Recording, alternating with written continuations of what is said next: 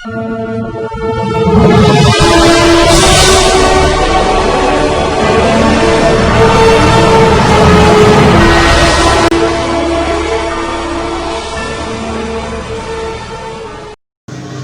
ನಾಮಕ್ಕೆ ಸ್ತೋತ್ರವಾಗಲಿ.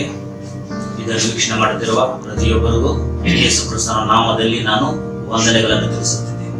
Amen. Hallelujah, hallelujah. ಈ ದಿನದಲ್ಲಿ ನಾವು ನೋಡುವಾಗ ಈ ಸಂದೇಶ ಏನು ಅಂತ ಹೇಳಿದರೆ, ಕರ್ತನು ನಿನ್ನ ಇಷ್ಟವನ್ನು ನೆರವೇರಿಸುವನು. ಆಮೆನ್. ಕರ್ತನು ನಿನ್ನ ಇಷ್ಟವನ್ನು ನೆರವೇರಿಸುವನು. ಯಾಕಂದ್ರೆ ಸತ್ಯವೇದದಲ್ಲಿ ನಾವು ನೋಡುವಾಗ ಅನೇಕ ಜನ ಇಷ್ಟವನ್ನು ದೇವರು ನೆರವೇರಿಸುವವರಾಗಿದ್ದಾರೆ. ಆಮೆನ್. ಹಲ್ಲೆಲೂಯಾ. ಪಾಪ ಮಾಡಿ ಪಾಪದಲ್ಲಿದ್ದಾಗ ಅಲ್ಲ ನೆರವೇರಿಸುವುದು. ದೇವರ ವಾಕ್ಯ ಹೇಳುತ್ತೆ, ನಾನು ಪರಿಶುದ್ಧನು, ನೀನು ಪರಿಶುದ್ಧರಾಗಿದೆ ಅಂತ ಹೇಳಿ. ನಾವು ಪರಿಶುದ್ಧ ಜೀವನದಲ್ಲಿ ನಾವು ನಡೆಸುವಾಗ, ಪರಿಶುದ್ಧ ಜೀವನದಲ್ಲಿ ನಾವು ಇರುವಾಗ ದೇವರು ನಮ್ಮ ಇಷ್ಟವನ್ನು ನೆರವೇರಿಸುವ ದೇವರವರಾಗಿದ್ದಾರೆ. ಆಮೆನ್. ಹಲ್ಲೆಲೂಯಾ. ಈ ದಿನದಲ್ಲಿ ನಾವು ನೋಡುವಾಗ ವಾಕ್ಯಕ್ಕಂತ ಕೀರ್ತನೆಗಳು ಬರೆದ ಪತ್ರಿಕೆ 37ನೇ ಅಧ್ಯಾಯ 4ನೇ ವಾಕ್ಯದಲ್ಲಿ ಹೇಳಲ್ಪಟ್ಟಿದೆ, ಆಗ ಯೆಹೋವನಲ್ಲಿ ಸಂತೋಷಿಸುವಿ ಮತ್ತು ಆತನು ನಿನ್ನ ಇಷ್ಟಾರ್ಥಗಳನ್ನು ನೆರವೇರಿಸುವನಾಗಿದ್ದಾನೆ. ಆಮೇಲೆ ಹಲ್ಲೆಲೂಯಾ. ಇಲ್ಲಿ ಬೈಬಲ್ ವಾಕ್ಯ ಕೂಡ ಹೇಳುತ್ತೆ, ದಾವೀದನು ಅನೇಕ ಕಷ್ಟಗಳನ್ನು ಹೊಂದಿಕೊಂಡಿದ್ದ. ಯಾಕಂತ ಹೇಳಿದ್ರೆ ದೇವರು ಹೇಳಿದ್ದಾರೆ, ಇಗೋ ನಾನು ನಿನಗೆ ಇಷ್ಟಾರ್ಥಗಳನ್ನು ನಾನು ನೆರವೇರಿಸುತ್ತೇನೆ. ಆಮೇಲೆ ಹಲ್ಲೆಲೂಯಾ. ಈ ದಿನದಲ್ಲಿ ನಿನ್ನ ಇಷ್ಟವನ್ನು ಕೂಡ ದೇವರು ನೆರವೇರಿಸುವ ದೇವರವರಾಗಿದ್ದಾರೆ. ಆಮೇನ್. ಹಲ್ಲೆಲೂಯಾ. ಯಾಕಂತ ಹೇಳಿದ್ರೆ ಆ ಅಣ್ಣರು ಕೂಡ ತನಗೊಂದು ಮಗು ಬೇಕಂತ ತುಂಬಾನೇ ಆಸೆ ಪಟ್ಟುಕೊಂಡು ತುಂಬಾ ಇಷ್ಟಪಡ್ತಾ ಇದ್ರು. ಅದೇ ರೀತಿಯಲ್ಲಿ ದೇವರು ಒಂದು ಮಗುವನ್ನು ಕೊಟ್ಟು ಆಶೀರ್ವಾದ ಮಾಡಿದ್ರು, ತನ್ನ ಇಷ್ಟವನ್ನು ನೆರವೇರಿಸಿದರು. ಆಮೇನ್. ಹಲ್ಲೆಲೂಯಾ. ಅದಕ್ಕೆ ಬೈಬಲ್ ವಾಕ್ಯ ಹೇಳುತ್ತೆ, ನೀನು ಸಂತೋಷ ಪಡುವ ಕಾರ್ಯದಲ್ಲಿ ದೇವರು ನೆರವೇರಿಸುವವರಾಗಿದ್ದಾರೆ. ನೀನು ಇಷ್ಟಪಡುವ ಕಾರ್ಯದಲ್ಲಿ ದೇವರು ನೆರವೇರಿಸುವವರಾಗಿದ್ದಾರೆ. ಆಮೇನ್. ಹಲ್ಲೆಲೂಯಾ. ಅಂದರೆ ನಾವು ದೇವರ ಚಿತ್ತಕ್ಕೆ ನಮ್ಮ ಜೀವನವನ್ನು ಒಪ್ಪಿಸಿಕೊಂಡು ನಮ್ಮ ಜೀವನದಲ್ಲಿ ಯೇಸು ಕ್ರಿಸ್ತ ಇದ್ದಾರೆ ಅಂತ ಹೇಳಿ ನಂಬಿಕೆಯಿಂದ ಇರುವಾಗ ದೇವರು ನಮ್ಮ ಇಷ್ಟಗಳನ್ನು ನೆರವೇರಿಸುವ ದೇವರವರಾಗಿದ್ದಾರೆ. ಆಮೇಲೆ ಹಲ್ಲೆಲೂಯಾ, ಹಲ್ಲೆಲೂಯಾ. ಅದಕ್ಕೆ ಈ ದಿನದಲ್ಲಿ ನಾವು ನೋಡುವಾಗ ಪಾಪದ ಕಾರ್ಯದಲ್ಲಿ ನಮ್ಮ ಇಷ್ಟವನ್ನು ದೇವರು ನೆರವೇರಿಸುವುದಿಲ್ಲ. ಪರಿಶುದ್ಧರಾಗಿ ಇರುವಾಗ ದೇವರು ನಮ್ಮ ಇಷ್ಟಗಳನ್ನು ನೆರವೇರಿಸುವ ದೇವರು ಅವರಾಗಿದ್ದಾರೆ. ಆಮೇಲೆ ಹಲ್ಲೆಲೂಯಾ. ಇನ್ನೊಂದು ವಾಕ್ಯವನ್ನು ನಾವು ನೋಡುವಾಗ ಫಿಲಿಪ್ಪು 4ನೇ ಅಧ್ಯಾಯ 6ನೇ ವಾಕ್ಯದಲ್ಲಿ, ಯಾವ ಸಂಬಂಧವಾಗಿಯೂ ಚಿಂತೆ ಮಾಡದೆ ಸರ್ವ ವಿಷಯದಲ್ಲಿ ದೇವರ ಮುಂದೆ ಕೃತಜ್ಞತಾ ಸ್ತುತಿಯನ್ನು ಪ್ರಾರ್ಥನಾ ವಿಜ್ಞಾಪನೆಗಳನ್ನು ಮಾಡುತ್ತಾ ನಿಮಗೆ ಬೇಕಾದದ್ದನ್ನು ತಿಳಿಯಪಡಿಸಿರಿ. ಆಮೇನ್. ಹಲ್ಲೆಲೂಯಾ. ಈ ದಿನದಲ್ಲಿ ನಾವು ನೋಡುವಾಗ ಯಾವ ವಿಷಯಕ್ಕೆ ನಾವು ಚಿಂತೆ ಪಡಬಾರದು. ಕರ್ತನು ಈ ಕಾರ್ಯ ನನಗೆ ಮಾಡುತ್ತಾನೆ ಇಲ್ಲವೋ, ಕರ್ತನು ಈ ರೀತಿ ನನಗೆ ನಡೆಸುತ್ತಾನೆ ಇಲ್ಲವೋ ಅಂತ ಹೇಳಿ ನಾವು ಚಿಂತೆ ಮಾಡಬಾರದು. ಆಮೇಲೆ ಹಲ್ಲೆಲೂಯಾ. ಅದಕ್ಕೆ ಬೈಬಲ್ ವಾಕ್ಯ ಹೇಳುತ್ತೆ, ಯಾವ ವಿಷಯದಲ್ಲಿ ಅಂದರೆ ನಾವು ಯಾವ ವಿಷಯದಲ್ಲಿ ನಾವು ದೇವರಿಗೆ ಎಲ್ಲಾ ವಿಷಯದಲ್ಲಿ ಕೃತಜ್ಞತೆ ಉಳ್ಳವರಾಗಿರಬೇಕು. ಚಿಂತೆ ಮಾಡಬಾರದು, ಯೋಚನೆ ಮಾಡಬಾರದು, ವ್ಯಸನ ಪಡಬಾರದು. ಆಮೇಲೆ ಹಲ್ಲೆಲೂಯಾ. ಅದಕ್ಕೆ ಬೈಬಲ್ ವಾಕ್ಯ ಹೇಳುತ್ತೆ, ಚಿಂತಿಸದೆ ನಾವು ದೇವರ ಮೇಲೆ ನಂಬಿಕೆ ಇಡುವಾಗ ದೇವರು ನಮ್ಮ ಇಷ್ಟವನ್ನು ದೇವರು ನೆರವೇರಿಸುವ ದೇವರು ಅವರಾಗಿದ್ದಾರೆ. ನಮ್ಮ ಜೀವನವನ್ನು ನೆರವೇರಿಸುವ ದೇವರು ಅವರಾಗಿದ್ದಾರೆ. ನಮ್ಮ ಕಾರ್ಯಗಳನ್ನು ನೆರವೇರಿಸುವ ದೇವರು ಅವರಾಗಿದ್ದಾರೆ. ಆಮೇಲೆ ಹಲ್ಲೆಲೂಯಾ, ಹಲ್ಲೆಲೂಯಾ. ಅದಕ್ಕೆ ಬೈಬಲ್ ವಾಕ್ಯ ಹೇಳುತ್ತೆ, ಯಾವ ವಿಷಯದಲ್ಲಿ ನಾವು ಚಿಂತೆ ಮಾಡಲೇಬಾರದು. ಕರ್ತರು ನಮ್ಮನ್ನು ಉನ್ನತವಾಗಿ ಆಶೀರ್ವಾದ ಮಾಡುವ ದೇವರು ಅಂತ ಹೇಳಿ ನಾವು ಒಂದೇ ನಂಬಿಕೆಯಿಂದ ನಾವು ಇರುವಾಗ ದೇವರು ನಮ್ಮನ್ನು ನಿಮ್ಮನ್ನು ಆಶೀರ್ವದಿಸುವ ದೇವರಾಗಿದ್ದಾರೆ. ಪ್ರೀತಿಯಾದ ಸಹೋದರ ಸಹೋದರಿಯರೇ, ಇದನ್ನು ನೋಡುತ್ತಿರುವ ವೀಕ್ಷಣೆ ಮಾಡುತ್ತಿರುವ ಸಹೋದರ ಸಹೋದರಿಯರೇ, ಚಿಂತೆ ಮಾಡಬೇಡಿ. ಕರ್ತನು ಪ್ರತಿಯೊಂದು ಕಾರ್ಯವನ್ನು ನೆರವೇರಿಸುವ ದೇವರವರಾಗಿದ್ದಾರೆ.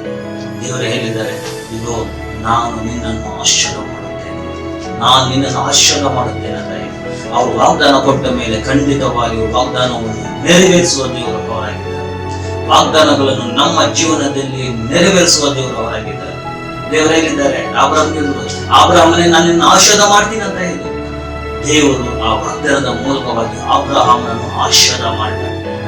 ಅಬ್ರಹಾಮನ ಇಷ್ಟಗಳನ್ನು ನೆರವೇರಿಸಿದ. ಅಬ್ರಹಾಮನು ಏನ್ ಇಷ್ಟಪಡ್ತಾ ಇದ್ದ?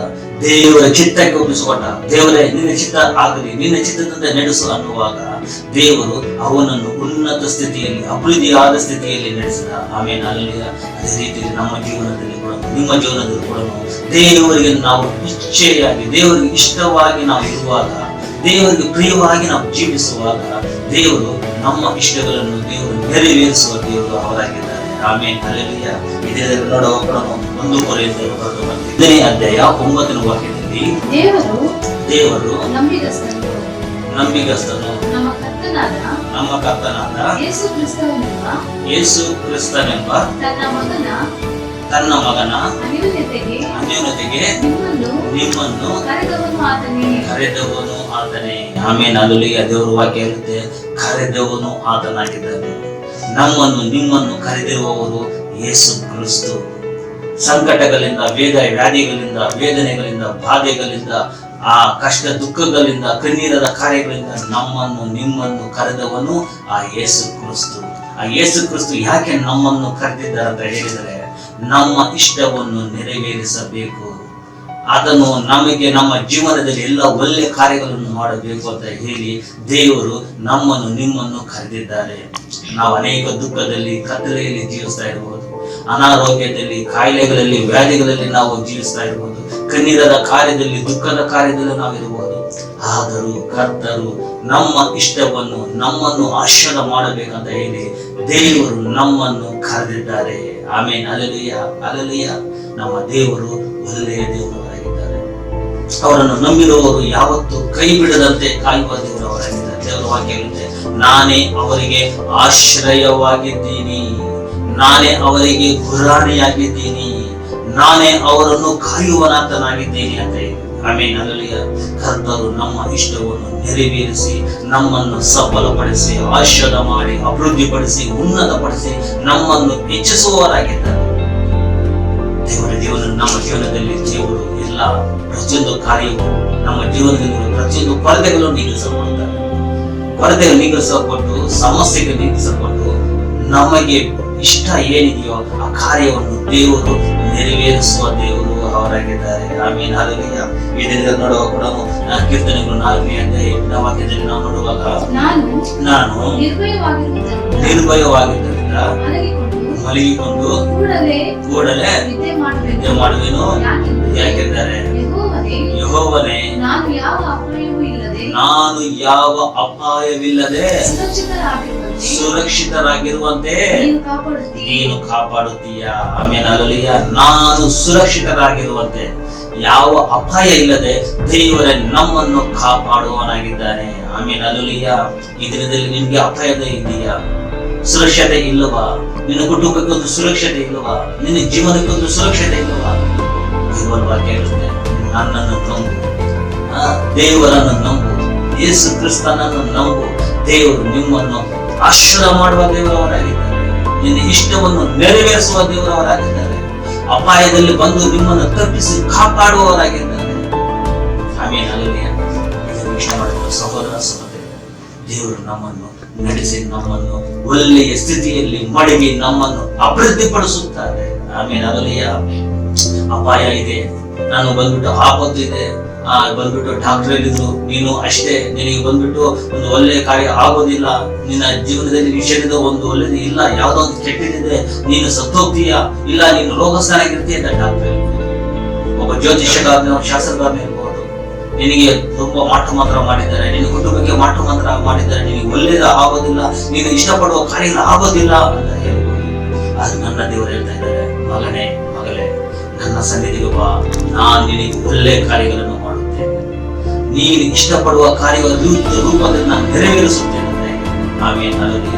ನಾನು ದೇವರು ಯಾವಾಗ ಒಳ್ಳೆಯ ಮಾಡುತ್ತಿದ್ದಾರೆ, ಒಳ್ಳೆಯದನ್ನೇ ಮಾಡಿ ನಡೆಸುವ ದೇವರು ಅವರಾಗಿದ್ದಾರೆ. ಆಮೇನ್ ಹಲ್ಲೆಲೂಯ. ಇದರಿಂದ ನೋಡುವಾಗ ನಾವು ಕೀರ್ತನೆ 34ನೇ ಅಧ್ಯಾಯ 15ನೇ ವಾಕ್ಯದಲ್ಲಿ ಯೆಹೋವನು ನೀತಿವಂತರನ್ನು ಕಟಾಕ್ಷಿಸುತ್ತಾನೆ, ಅವರು ಮೊರೆ ಇಡುವಾಗ ಕಿವಿ ಕೊಡುವವರಾಗಿದ್ದಾನೆ. ನಮ್ಮ ದೇವರು ಕಿವಿ ಮುಚ್ಚಿಕೊಳ್ಳುವುದಿಲ್ಲ, ಇಲ್ಲ ಕಿವಿ ಕೇಳಿಸುತ್ತೆ ಇಲ್ಲ. ನೀನು ಯಾವಾಗ ಪ್ರತಿಯಾಗಿ ನೀವು ಮೊರೆ ಇಡುತ್ತೀಯೋ, ದೇವರೇ ನನ್ನನ್ನು ರಕ್ಷಿಸು, ದೇವರೇ ನನ್ನನ್ನು ಉದ್ಧರಿಸು, ದೇವರೇ ನನ್ನ ಅಭಿವೃದ್ಧಿಪಡಿಸು, ದೇವರೇ ನನ್ನ ಇಷ್ಟಾರ್ಥವನ್ನು ನೆರವೇರಿಸು ಅಂತ ನೀನು ಮೊರೆ ಇಡುವಾಗ, ಪ್ರಾರ್ಥನೆ ಮಾಡುವಾಗ ದೇವರು ನಿನ್ನ ಮೊರೆಯನ್ನು ಕೇಳಿ ನಿನಗೆ ಬಿಡುಗಡೆಯನ್ನು ಉಂಟು ಮಾಡುತ್ತಾನೆ. ಆಮೇಲೆ ಹಲ್ಲೆಲೂಯ. ಒಬ್ಬ ಮನುಷ್ಯನ ಸನ್ನಿಧಿಯಲ್ಲಿ ಹೋಗಿ ಯಾವಾಗಲೂ ನೀನು ಮೊರೆ ಇಡುವಾಗ, ಕಣ್ಣೀರು ಇಡುವಾಗ, ಕೇಳುವಾಗ ಅವನು ಸಹಾಯ ಮಾಡೋದಕ್ಕೆ ಅವನಿಗೆ ಮನಸ್ಸು ಬರುವುದಿಲ್ಲ. ಯಾಕಂತ ಹೇಳಿದ್ರೆ ಅವನಿಗಾನ ನೀನು ಉನ್ನತ ಸ್ಥಿತಿಯಾಗಿ ಮಾರ್ಪಡ್ತೀಯ, ಅಭಿವೃದ್ಧಿ ಆಗ್ತಿ ಅಂತ ಹೇಳಿ ಮನುಷ್ಯರು ನಿಮ್ಮನ್ನು ಕೆಳಗಡೆ ಹಾಕಬೇಕಂತ, ಕೆಳಗಡೆ ತುಳಿಬೇಕಂತ ಹೇಳಿ, ಅವರು ನಿಮ್ಮನ್ನು ಅಭಿವೃದ್ಧಿ ಪಡಿಸಬೇಕಂತ ಹೇಳಿ ಮನುಷ್ಯರು, ಯಾವ ಮನುಷ್ಯನ ಆಗಲಿ ಅವ್ರು ನಿಮ್ಮ ಕೂಗನ್ನು ಕೇಳುವುದಿಲ್ಲ. ಆದರೆ ನನ್ನ ದೇವರು, ನನ್ನ ಯೇಸು ಕ್ರಿಸ್ತು, ನೀನು ಮೊರೆ ಇಡುವಾಗ, ನೀನು ಕೂಗಿಕೊಂಡಾಗ, ನೀನು ಕೇಳುವಾಗ, ನೀನು ಪ್ರಾರ್ಥನೆ ಮಾಡುವಾಗ, ನೀನು ಬೇಡಿಕೊಂಡಾಗ ದೇವರು ನಿನ್ನ ಮೊರೆಯನ್ನು ಕೇಳಿ, ನಿನ್ನ ಕೂಗನ್ನು ಕೇಳಿ ಅವರು ನಿನ್ನ ಸನ್ನಿಧಿಗೆ ಬಂದು ನಿನ್ನನ್ನು ಅಭಿವೃದ್ಧಿ ಪಡಿಸುವವರಾಗಿದ್ದಾರೆ, ಉನ್ನತ ಪಡಿಸುವವರಾಗಿದ್ದಾರೆ. ನಿನ್ನ ಜೀವನದಲ್ಲಿ ಉನ್ನತ ಸ್ಥಿತಿಯಾಗಿ ನಿನ್ನನ್ನು ಮಾರ್ಪಡಿಸುವವರಾಗಿದ್ದಾರೆ. ನಿನ್ನ ಬಂಧುಗಳ ಮಧ್ಯದಲ್ಲಿ, ಸ್ನೇಹಿತರ ಮಧ್ಯದಲ್ಲಿ ನಿಮ್ಮನ್ನು ಒಂದು ಶಿರಸ್ಸಾಗಿ, ಅಂದ್ರೆ ತಲೆಯಾಗಿ ನಿಮ್ಮನ್ನು ಎತ್ತಿ ನಡೆಯುವಂತೆ ದೇವರು ಸಹಾಯ ಮಾಡುವವರಾಗಿದ್ದಾರೆ. ಆಮೇಲೆ ಅಲ್ಲಿಯ ಚಿಂತೆ ಮಾಡಬೇಡಿರಿ, ಕಲವರ ಪಡಬೇಡಿರಿ. ದೇವರು ನಿಮ್ಮನ್ನು ನಡೆಸಿ ನಿನ್ನ ಜೀವನವನ್ನು ಮೇಲಕ್ಕೆ ಎತ್ತಿ ನಿಮ್ಮನ್ನು ಆಶೀರ್ವಾದ ಮಾಡಬೇಕಂತ ಕಾಯ್ತಿದ್ದಾರೆ. ಆದರೆ ನಾವು ದೇವರ ಸನ್ನಿಧಿಗೆ ಬರುವುದಕ್ಕೆ ನಾವು ಇಷ್ಟಪಡುವುದು, ದೇವರ ಸನ್ನಿಧಿಗೆ ಬಂದು ಆತನ ಆಜ್ಞೆಗಳನ್ನು ಕೈಗೊಂಡು ನಡೆಯಬೇಕು, ಪಾಪದ ಕಾರ್ಯಗಳನ್ನು ಬಿಟ್ಟು ನಡೆಯಬೇಕು, ದೇವರಿಗೆ ಇಷ್ಟವಿಲ್ಲದ ಕಾರ್ಯಗಳನ್ನು ಮಾಡಬೇಕು ಅಂತ ಹೇಳಿ ನಾವು ದೇವರ ಸನ್ನಿಧಿಗೆ ನಾವು ಬರೋದಿಲ್ಲ. ಅದಕ್ಕಾಗಿ ಇನ್ನು ನಾವು ಪಾಪದಲ್ಲಿ ಜೀವಿಸ್ತಾ ಇದ್ದೀವಿ, ಬಿಡುಗಡೆ ಇಲ್ಲದೆ ಜೀವಿಸುತ್ತಿದ್ದೀವಿ, ದುಃಖದಲ್ಲಿ ಜೀವಿಸ್ತಾ ಇದ್ದೀವಿ. ನಾವು ಏನ್ ಕೆಲಸ ಮಾಡೋರು ಕೂಡ ಅದು ಸಕ್ಸಸ್ ಆಗ್ತಾನೆ ಇಲ್ಲ. ಎಷ್ಟೆಷ್ಟೋ ಟ್ಯಾಲೆಂಟ್ ಇದೆ, ಎಷ್ಟೆಷ್ಟೋ ಜ್ಞಾನ ಇದೆ, ಎಷ್ಟೆಷ್ಟೋ ಬುದ್ಧಿ ಇದೆ, ಎಷ್ಟೆಷ್ಟೋ ಬಲ ಇದೆ ನಮಗೆ, ಆದರೂ ಅದು ಯಾವುದು ಸಕ್ಸಸ್ ಆಗ್ತಾ ಇಲ್ಲ. ಪ್ರೀತಿಯಾದ ಸಹೋದರ ಸಹೋದರಿ, ನಿನ್ನ ಜೀವನವನ್ನು ದೇವರಿಗೆ ಒಪ್ಪಿಸಿಕೊಡು. ದೇವರು ನೀನು ಏನ್ ಇಷ್ಟಪಡ್ತಾ ಇದೆಯೋ ದೇವರು ಅದನ್ನೇ ದೇವರು ನೆರವೇರಿಸುವ ದೇವರವರಾಗಿದ್ದಾರೆ. ನೀನು ಯಾವ ರೀತಿ ಇಷ್ಟಪಡ್ತಾ ಇದೆಯೋ, ಯಾವ ಕಾರ್ಯದಲ್ಲಿ ನೀನು ಇಷ್ಟವಾಗಿದೆಯೋ ಆ ಕಾರ್ಯದಲ್ಲಿ ನಿನ್ನನ್ನು ಅಭಿವೃದ್ಧಿಪಡಿಸುವ ದೇವರವರಾಗಿದ್ದಾರೆ. ನನಗೆ ಜ್ಞಾನ ಇದೆ, ನಾನು ಈ ರೀತಿಯಲ್ಲಿ ಹೋಗ್ತೀನಿ, ನನಗೆ ಬಲ ಇದೆ, ಈ ರೀತಿಯಲ್ಲಿ ಹೋಗ್ತೀನಿ, ನನ್ನನ್ನು ಎದುರಿಸಿಕೊಳ್ಳುವವರು ಯಾರು ಇಲ್ಲ, ಯಾವ ಮನುಷ್ಯರು ಇಲ್ಲ, ಯಾವ ದೇವರು ಇಲ್ಲ, ಯಾರು ನನ್ನನ್ನು ಆಶೀರ್ವಾದ ಮಾಡೋದಕ್ಕೆ ಬೇಕಾಗಿಲ್ಲ, ನಾನೇ ಎಲ್ಲವನ್ನು ಮಾಡಿ ಮುಗಿಸುತ್ತೇನೆ ಅಂದುಕೊಂಡಿರಬಹುದು. ಆದ್ರೆ ದೇವರ ವಾಕ್ಯ ಇರುತ್ತೆ, ನನ್ನ ಬಲ ಇಲ್ಲದಿದ್ದರೆ ನಿನ್ನ ಕೈಯಲ್ಲಿ ಏನು ಆಗುವುದಿಲ್ಲ. ಆಮೇಲೆ ಅಲ್ಲಿಯ ನಿನಗೆ ಬಲ ಉಂಟು, ಹೋಗ್ತಾ ಇರ್ತೀಯ, ಅಕಸ್ಮಾತ್ ಆಗಿ ಏನೋ ನಿನ್ನ ಶರೀರಕ್ಕೆ ಒಂದು ಕಾರ್ಯ ಆಗೋಗ್ಬಿಡುತ್ತೆ. 6 ತಿಂಗಳು, 1 ವರ್ಷ, 2 ವರ್ಷ ನೀನು ಮರಣದ ಹಾಸಿಗೆಯಲ್ಲಿ ಮಲ್ಕೊಂಡಿರುವಾಗ ಯಾರು ನಿನ್ನನ್ನು ಕಾಪಾಡುವವರಾಗಿದ್ದಾರೆ? ಒಂದು ಸಾರಿ ಯೋಚನೆ ಮಾಡಬೇಕು. ದೇವರ ಸನ್ನಿಧಿಯಲ್ಲಿ, ದೇವರೇ ನಾನು ನಿನ್ನ ಮೊರೆ ಇಡ್ತಾ ಇದ್ದೇನೆ, ನಿನಗೆ ಇಷ್ಟವಾದ ಮಾರ್ಗದಲ್ಲಿ ನಾನು ನಡೆಯುತ್ತೇನೆ, ನನ್ನ ಇಷ್ಟವನ್ನು ನೀನು ನೆರವೇರಿಸು, ನನಗೆ ಕಾರ್ಯ ನನಗೆ ಆಗಬೇಕಾಗಿದೆ ಅಂತ ಹೇಳಿ ನೀನು ಬಂದು ದೇವರ ಸನ್ನಿಧಿಯಲ್ಲಿ ಕೇಳುವಾಗ ದೇವರು ಖಂಡಿತವಾಗಿ ನಿಮ್ಮನ್ನು ಅಭಿವೃದ್ಧಿಪಡಿಸುವವರಾಗಿದ್ದಾರೆ. ದೇವರು ಯಾಕೆ ಗೊತ್ತಾಗಿ ಕಾಯುತ್ತಿದ್ದಾರೆ? ನೀನು ದೇವರ ಸನ್ನಿಧಿಗೆ ಇನ್ನೂ ಬಂದಿಲ್ಲ. ದೇವರ ಸನ್ನಿಧಿಗೆ ಬಾ, ದೇವರ ಬಳಿಗೆ ಬಾ, ದೇವರಿಗೆ ಇಷ್ಟವಾಗಿ ನೀನು ಜೀವನ ನಡೆಸು. ನೋಡು ನಿನ್ನ ಜೀವನ ಯಾವ ರೀತಿ ಮಾರಲ್ಪಡುತ್ತದೆ. ಇದುವರೆಗೂ ಎಲ್ಲಾ ವಿಧದಲ್ಲಿ ಫೈಲರ್, ಎಲ್ಲಾ ವಿಧದಲ್ಲಿ ಸೋಲು ಅಂದುಕೊಂಡಿರ್ತೀಯ. ಆದರೆ ದೇವರ ಸನ್ನಿಧಿಯಲ್ಲಿ ಮೊಣಕಾಲಿಟ್ಟು ಮೊರೆ ಇಡುವಾಗ ದೇವರು ನಿನ್ನನ್ನು ಅಭಿವೃದ್ಧಿಪಡಿಸುವವರಾಗಿದ್ದಾರೆ. ಅದಕ್ಕೆ ದೇವರು ಹೇಳಿದ್ದಾರೆ, ಕರ್ತನ ನಿನ್ನ ಇಷ್ಟವನ್ನು ನೆರವೇರಿಸುವನು ಅಂತ. ನಿನ್ನ ಇಷ್ಟವನ್ನು ನೆರವೇರಿಸುತ್ತಾನೆ, ನಿನ್ನ ಜೀವನದಕ್ಕೆ ಬೇಕಾಗಿರುವ ಎಲ್ಲ ತರ ಆಶೀರ್ವಾದ ಕೊಡುವನಾಗಿದ್ದಾನೆ.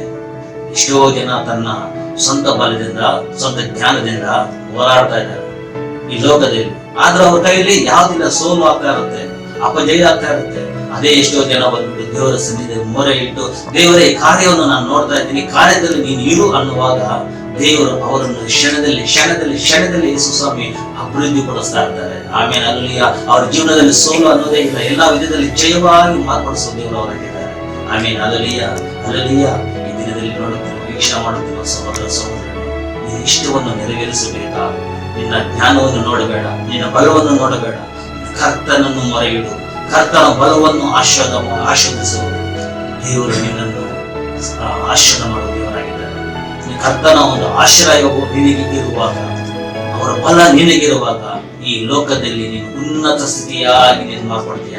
ಈ ಸಹೋದರನು ಈ ರೀತಿಯಲ್ಲಿ ಇದ್ರು, ಆದರೆ ದೇವರನ್ನು ನಂಬಿದ ನಿಮಿತ್ತವಾಗಿ ಇವರು ಎಷ್ಟು ಚೆನ್ನಾಗಿ ಅಭಿವೃದ್ಧಿಯಾಗಿದ್ದಾರೆ, ಉನ್ನತವಾಗಿದ್ದಾರೆ, ಅವ್ರು ಏನೇನು ಇಷ್ಟಪಡ್ತಾ ಇದ್ರು ಆ ಕಾರ್ಯಗಳೆಲ್ಲ ನೆರವೇರಿದೆ ಅಂತ ಹೇಳಿ ಅನೇಕ ಜನ ಮಾತನಾಡಿಕೊಳ್ಳುವಂತಾಗುತ್ತಾರೆ. ಆಮೇಲೆ ಅದಕ್ಕೆ ಬೈಬಲ್ ವಾಕ್ಯ ಇರುತ್ತೆ, ಕೀರ್ತನೆಗಳು 94ನೇ ಅಧ್ಯಾಯ 19ನೇ ವಾಕ್ಯದಲ್ಲಿ, ನನ್ನಲ್ಲಿ ಅನೇಕ ಚಿಂತೆಗಳಿರುವಾಗ ನಿನ್ನ ಸಂತೈಸುವಿಕೆಯಿಂದ ನನ್ನ ಪ್ರಾಣಕ್ಕೆ ಸಂತೋಷ ಉಂಟಾಗುತ್ತದೆ. ಆಮೇಲೆ ಅಲ್ಲೂಯ್ಯ, ನಾನು ಚಿಂತೆಯಲ್ಲಿ ಇರುವಾಗ, ಬಾಧೆಗಳಲ್ಲಿ ಇರುವಾಗ ನಿನ್ನ ಸಂತೈಸುವಿಕೆ, ಮನುಷ್ಯರ ಸಂತೈಸುವಿಕೆ ಸ್ವಲ್ಪ ಹೊತ್ತು ಅಷ್ಟೇ, ಒಂದು ಕ್ಷಣ, 5 ನಿಮಿಷ 10 ನಿಮಿಷ ಅಷ್ಟೇ ಅವರ ಸಂತೈಸುವುದು ಮಾಡುವುದು, ನಾವು ಬಂದ್ಬಿಟ್ಟು ಆ ಸಂತೋಷ ಪಡುವುದು. ಆದ್ರೆ ನನ್ನ ಕರ್ತನು ಅವರ ಸಂತೈಸುವಿಕೆಯಿಂದ ಜೀವನ ಪೂರ್ತಿ ಸಂತೋಷವಾಗಿರುತ್ತದೆ. ಕುಟುಂಬಗಳಲ್ಲಿ ಗಂಡ ಹೆಂಡತಿ ಮಧ್ಯದಲ್ಲಿ ದೇವರ ಒಂದು ಸಂತೈಸುವಿಕೆ ಸಂತೋಷವಾಗಿರುತ್ತದೆ.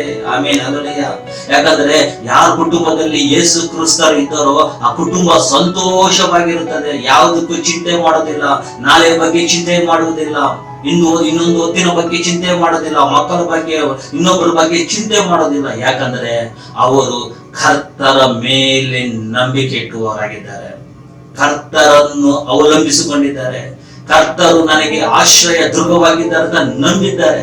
ಆದ್ದರಿಂದಲೇ ಅವರು ಅಭಿವೃದ್ಧಿ ಆಗ್ತಾ ಇದ್ದಾರೆ. ಆಮೇಲೆ ಅಲ್ಲೂಯ್ಯ, ಮೊದಲು ಒಂದು ಕುಟುಂಬದಲ್ಲಿ ಸಮಾಧಾನ ಸಂತೋಷ ಇಲ್ಲ ಅಂತ ಹೇಳಿದ್ರೆ ಅಲ್ಲಿ ಯೇಸು ಕ್ರಿಸ್ತು ಇಲ್ಲ. ಯಾವುದೆಷ್ಟೇ ತೊಂದರೆ ಇರಲಿ, ಎಷ್ಟು ವ್ಯಾಧಿ ಇರಲಿ, ಅದರ ಮಧ್ಯದಲ್ಲಿ ಸಂತೋಷವಾಗಿದ್ದಾರೆ ಅಂತ ಹೇಳಿದ್ರೆ ಯೇಸು ಕ್ರಿಸ್ತು ಅವ್ರ ಕುಟುಂಬದಲ್ಲಿ ಇದ್ದಾರೆ ಅಂತ ಹೇಳಿ. ಯೇಸು ಕ್ರಿಸ್ತ ಮೊದಲು ಕೊಡೋದು ಸಮಾಧಾನ, ಸಂತೋಷ. ಆಮೇಲೆ ಅಲ್ಲೂಯ್ಯ, ಅದೇ ರೀತಿಯಲ್ಲಿ ನಮ್ಮ ಜೀವನದಲ್ಲಿ ಕೂಡ ಯೇಸು ಕ್ರಿಸ್ತನನ್ನು ನಾವು ಅಂಗೀಕರಿಸಿಕೊಂಡಾಗ ನಮ್ಮ ಜೀವನದಲ್ಲಿ ಸಂತೋಷ, ಸಮಾಧಾನ ಆಗುತ್ತದೆ. ಆಮೇಲೆ ಅಲ್ಲೂಯ್ಯ, ಅವರ ಸಂತೈಸುವಿಕೆಯಿಂದ ನಮ್ಮ ಜೀವನವೇ ಸಂತೋಷವಾಗಿ ಮಾರಲ್ಪಡುತ್ತದೆ.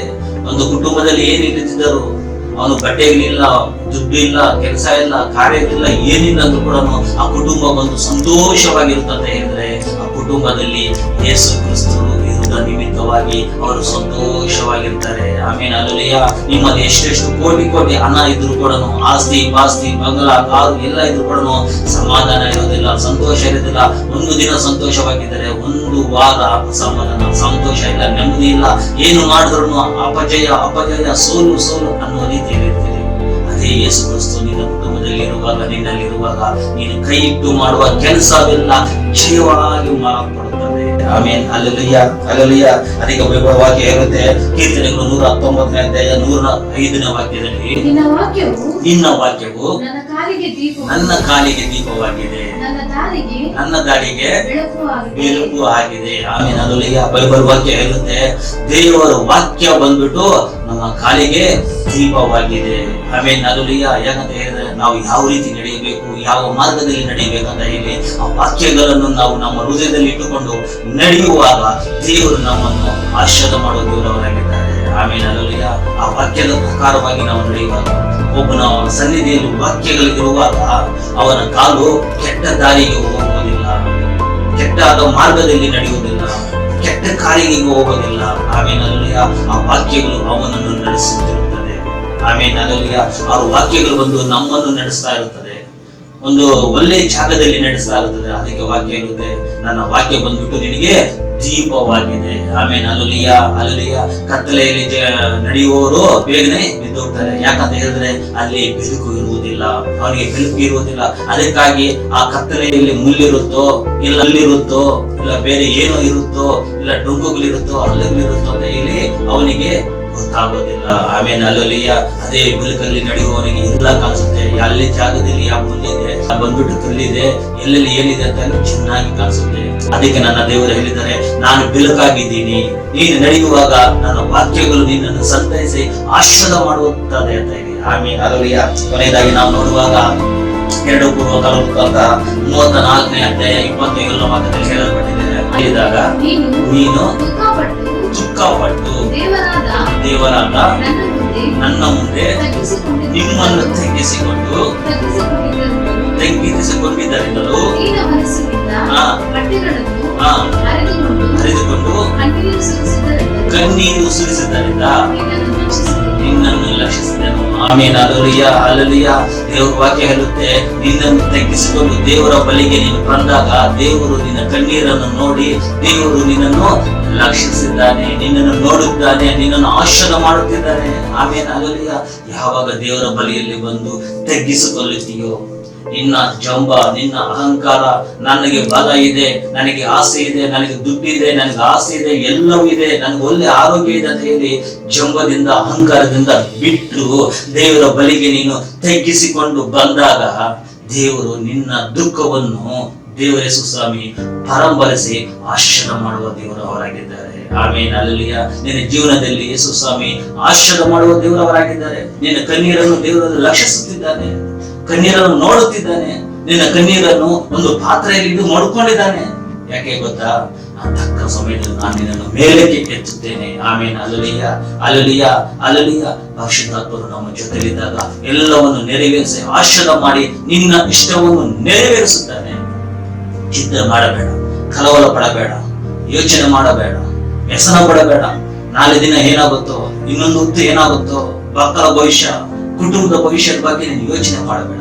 ಕರ್ತನಿಗೆ ಒಪ್ಪಿಸಿಕೊಡು. ನಿನ್ನ ಇಷ್ಟವನ್ನು ದೇವರು ನೆರವೇರಿಸುವವರಾಗಿದ್ದಾರೆ. ನಾವು ಕಣ್ಣುಗಳನ್ನು ಮುಚ್ಚಿ ನಾವು ಪ್ರಾರ್ಥಿಸೋಣ.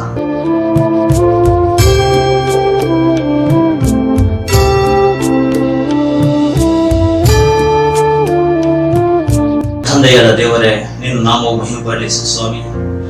ಇದನ್ನು ವೀಕ್ಷಣೆ ಮಾಡುತ್ತಿರುವ ಪ್ರತಿಯೊಬ್ಬರನ್ನು ಯೇಸು ಕ್ರಿಸ್ತ ನಾಮದಲ್ಲಿ ನೀನು ಆಶೀರ್ವಾದ ಮಾಡಿದ್ದೇವೆ ಸ್ವಾಮಿ.